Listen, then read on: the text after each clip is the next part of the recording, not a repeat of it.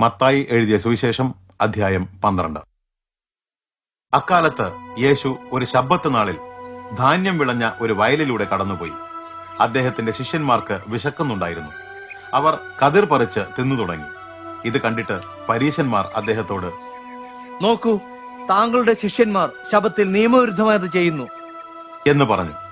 അതിനുത്തരമായി അദ്ദേഹം പറഞ്ഞു, ദാവീദും കൂടെയുള്ളവരും തങ്ങൾക്ക് വിശന്നപ്പോൾ എന്തു ചെയ്തുവെന്ന് നിങ്ങൾ വായിച്ചിട്ടില്ലേ? ദൈവാലയത്തിൽ കടന്ന് പുരോഹിതന്മാർക്കല്ലാതെ തങ്ങൾക്ക് ഭക്ഷിപ്പാൻ അധികാരമില്ലാത്ത കാഴ്ചയപ്പം അവർ ഭക്ഷിച്ചു. ശബ്ബത്തു നാളിൽ പുരോഹിതന്മാർ ദൈവാലയത്തിൽ വെച്ച് ശബ്ബത്തിനെ ലംഘിക്കുന്നുവെങ്കിലും അവർ കുറ്റമില്ലാത്തവരായിരിക്കുന്നുവെന്ന് നിങ്ങൾ ന്യായപ്രമാണത്തിൽ വായിച്ചിട്ടില്ലേ? ഇതാ, ദൈവാലയത്തേക്കാൾ വലിയ ഒരാൾ ഇവിടെയുണ്ട് എന്ന് ഞാൻ നിങ്ങളോട് പറയുന്നു. യാഗമല്ല, കരുണയത്രേ ഞാൻ ആഗ്രഹിക്കുന്നത് എന്നതിന്റെ അർത്ഥം മനസ്സിലാക്കിയിരുന്നെങ്കിൽ നിങ്ങൾ കുറ്റമില്ലാത്തവർക്ക് ശിക്ഷ വിധിക്കുകയില്ലായിരുന്നു. എന്തെന്നാൽ മനുഷ്യപുത്രൻ ശബ്ബത്തിന്റെ കർത്താവാകുന്നു. ആ സ്ഥലത്തു നിന്ന് പുറപ്പെട്ട് അദ്ദേഹം അവരുടെ പള്ളിയിൽ ചെന്നു. കൈ ശോഷിച്ച ഒരു മനുഷ്യൻ അവിടെ ഉണ്ടായിരുന്നു. യേശുവിനെ കുറ്റപ്പെടുത്താൻ കാരണം ആരാഞ്ഞുകൊണ്ടിരുന്ന അവർ അദ്ദേഹത്തോട്, ശബ്ബത്തിൽ സൗഖ്യം നൽകുന്നത് നിയമാനുസൃതമോ എന്ന് ചോദിച്ചു. യേശു അവരോട് പറഞ്ഞു, നിങ്ങളിൽ ആർക്കെങ്കിലും ഒരു ആട് ഉണ്ടെന്നിരിക്കട്ടെ. ശബ്ബത്തിൽ അത് കുഴിയിൽ വീണുപോയാൽ നിങ്ങൾ അതിനെ അവിടെ നിന്ന് കയറ്റുകയില്ലേ? മനുഷ്യൻ ആടിനേക്കാൾ എത്രയോ വിലയേറിയവൻ. അതുകൊണ്ട് ശബ്ബത്തിൽ നന്മ ചെയ്യുന്നത് നിയമാനുസൃതമത്രേ. പിന്നെ അദ്ദേഹം ആ മനുഷ്യനോട്, നിന്റെ കൈ നീട്ടുക എന്ന് പറഞ്ഞു.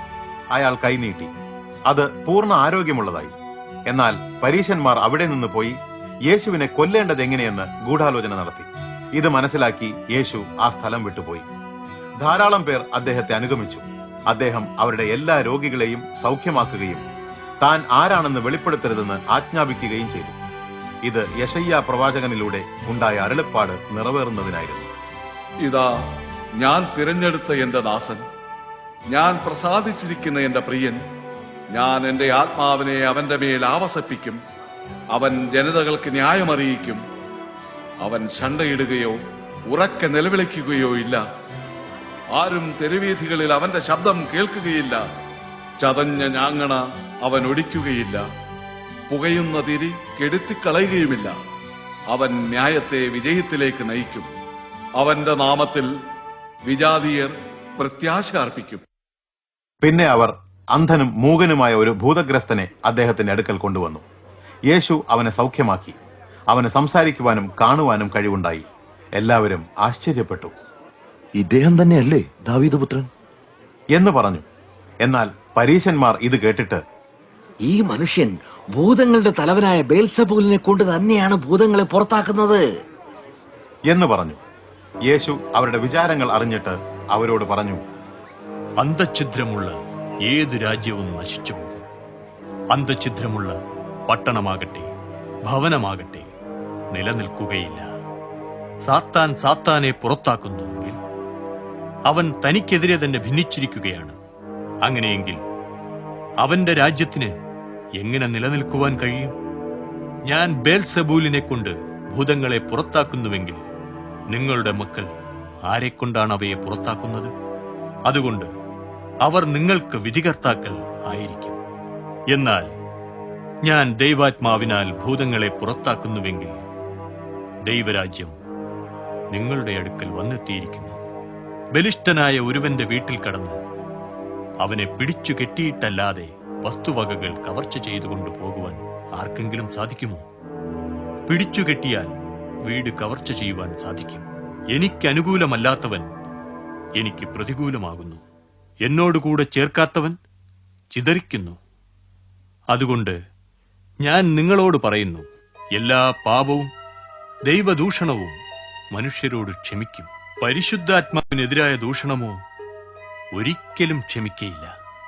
മനുഷ്യപുത്രന് വിരോധമായി ഒരു വാക്ക് പറയുന്നവനോട് അത് ക്ഷമിക്കും. എന്നാൽ പരിശുദ്ധാത്മാവിന് വിരോധമായി സംസാരിക്കുന്ന യാതൊരുവനും ഈ യുഗത്തിലോ വരുവാനുള്ളതിലോ ക്ഷമ ലഭിക്കയില്ല. ഒരു വൃക്ഷം നല്ലതെങ്കിൽ അതിന്റെ ഫലവും നല്ലതായിരിക്കും. വൃക്ഷം ചീത്തയെങ്കിലോ അതിന്റെ ഫലവും ചീത്തയായിരിക്കും. വൃക്ഷത്തെ തിരിച്ചറിയുന്നത് അതിന്റെ ഫലം കൊണ്ടാണല്ലോ. സർപ്പസന്തതികളെ, ദുഷ്ടരായ നിങ്ങൾക്ക് നല്ലത് സംസാരിക്കുവാൻ എങ്ങനെ കഴിയും? ഹൃദയം നിറഞ്ഞു കവിയുന്നതാണല്ലോ വായി സംസാരിക്കുന്നത്. നല്ല മനുഷ്യൻ തന്നിൽ നിക്ഷേപിച്ചിരിക്കുന്ന നന്മയിൽ നിന്ന് നല്ല കാര്യങ്ങൾ പുറപ്പെടുവിക്കുന്നു. ദുഷ്ടമനുഷ്യനോ തന്നിൽ നിക്ഷേപിച്ചിരിക്കുന്ന തിന്മയിൽ നിന്ന് ദോഷങ്ങൾ പുറപ്പെടുവിക്കുന്നു. എന്നാൽ മനുഷ്യർ അലസമായി സംസാരിക്കുന്ന ഓരോ വാക്കിനും ന്യായവിധി ദിവസത്തിൽ കണക്ക് ബോധിപ്പിക്കേണ്ടി വരുമെന്ന് ഞാൻ നിങ്ങളോട് പറയുന്നു. നിങ്ങളുടെ വാക്കുകളാൽ നിങ്ങൾ കുറ്റവിമുക്തരാകും. നിങ്ങളുടെ വാക്കുകളാൽ തന്നെ നിങ്ങൾക്ക് ശിക്ഷ വിധിക്കപ്പെടും. അപ്പോൾ പരീശന്മാരിലും വേദജ്ഞരിലും ചിലർ അദ്ദേഹത്തോട്, ഗുരു, അങ്ങയിൽ നിന്നും അത്ഭുതകരമായ ഒരു അടയാളം കാണുവാൻ ഞങ്ങൾ ആഗ്രഹിക്കുന്നു എന്ന് പറഞ്ഞു. യേശു ഉത്തരം പറഞ്ഞു, ദുഷ്ടതയും വ്യഭിചാരവുമുള്ള തലമുറ അടയാളം അന്വേഷിക്കുന്നു. എന്നാൽ യോന പ്രവാചകന്റെ അടയാളമല്ലാതെ മറ്റൊന്നും അതിന് നൽകപ്പെടുകയില്ല. യോന 3 പകലും 3 രാവും ഒരു വലിയ മത്സ്യത്തിന്റെ വയറ്റിലായിരുന്നതുപോലെ മനുഷ്യപുത്രനും 3 പകലും 3 രാവും ഭൂമിക്കുള്ളിലായിരിക്കും. നിനവേയിലെ മനുഷ്യർ ന്യായവിധിയിൽ ഈ തലമുറയോടൊപ്പം ഉയർത്തെഴുന്നേറ്റ് അതിനു ശിക്ഷ വിധിക്കും. അവർ യോനായുടെ പ്രസംഗം കേട്ട് അനുതപിച്ചുവല്ലോ. ഇവിടെ ഇതാ, യോനായേക്കാൾ ശ്രേഷ്ഠനായ ഒരാൾ, തെക്കേ ദേശത്തെ രാജ്ഞി, ന്യായവിധിയിൽ ഈ തലമുറയോടൊപ്പം ഉയർത്തെഴുന്നേറ്റ് അതിന് ശിക്ഷ വിധിക്കും. അവൾ ശലോമോന്റെ ജ്ഞാനം കേൾക്കുവാൻ ഭൂമിയുടെ അതിരുകളിൽ നിന്ന് വന്നുവല്ലോ. ഇവിടെ ഇതാ, ശലോമോനേക്കാളും വലിയവൻ. ദുരാത്മാവ് ഒരു മനുഷ്യനിൽ നിന്ന് പുറത്തു കടന്ന് വെള്ളമില്ലാത്ത പ്രദേശങ്ങളിൽ കൂടി വിശ്രമം തേടി സഞ്ചരിക്കുന്നു, അത് കണ്ടെത്താൻ കഴിയാതെ. ഞാൻ വിട്ടുപോന്ന വീട്ടിലേക്ക് തിരികെ ചെല്ലും എന്ന് പറയുന്നു. അങ്ങനെ ചെല്ലുമ്പോൾ ആ വീട് ഒഴിഞ്ഞും അടിച്ചുവാരിയും ക്രമീകരിക്കപ്പെട്ടും കാണുന്നു. അപ്പോൾ അതുപോയി തന്നെക്കാൾ ദുഷ്ടതയേറിയ വേറെ 7 ആത്മാക്കളെ കൂടി കൂട്ടിക്കൊണ്ടുവരികയും അവർ അവിടെ പ്രവേശിച്ച് പാർക്കുകയും ചെയ്യുന്നു. ആ മനുഷ്യന്റെ ഒടുവിലത്തെ സ്ഥിതി ആദ്യത്തേതിനേക്കാൾ വഷളാകുന്നു. ഈ ദുഷിച്ച തലമുറയുടെ സ്ഥിതിയും അങ്ങനെ തന്നെയായിരിക്കും. യേശു ജനക്കൂട്ടത്തോട് സംസാരിച്ചു കൊണ്ടിരുന്നപ്പോൾ അദ്ദേഹത്തിന്റെ അമ്മയും സഹോദരന്മാരും അദ്ദേഹത്തോട് സംസാരിക്കാൻ ആഗ്രഹിച്ചുകൊണ്ട് പുറത്തു വന്നു നിന്നു.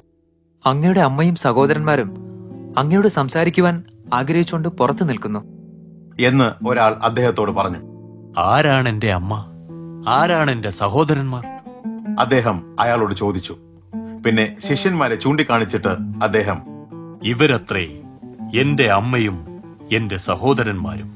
എന്റെ സ്വർഗസ്ഥ പിതാവിന്റെ ഇഷ്ടം ചെയ്യുന്ന ഏതൊരാളും എന്റെ സഹോദരനും സഹോദരിയും അമ്മയുമാകുന്നു എന്ന് പറഞ്ഞു.